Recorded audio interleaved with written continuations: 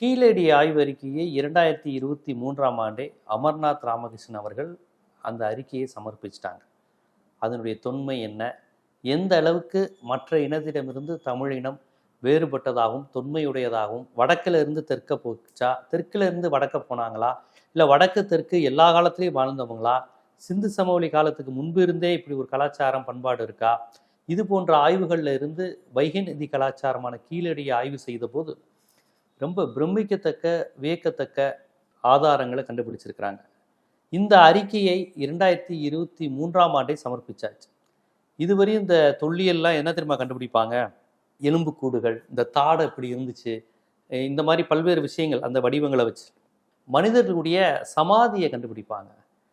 அவங்களுடைய இறந்து போனவர்களுடைய உடலை எடுத்துட்டு இத்தனை ஆயிரம் ஆண்டுகளுக்கு முன்பே நாம் வாழ்ந்திருக்கிறோம் அப்படின்னு தான் சொன்ன கேள்விப்பட்டிருக்கோம். ஆனால் கீழடியில் அவன் நகர நாகரிகத்தோடு வாழ்ந்திருக்கிறான், தொழிற்சாலை கலாச்சாரத்தோடு வாழ்ந்திருக்கான், மண்பானை இப்படின்னு அவன் லைஃப் ஸ்டைல் பார்த்தீங்கன்னா அந்த அளவுக்கு நவீனமாக இருந்திருக்கு.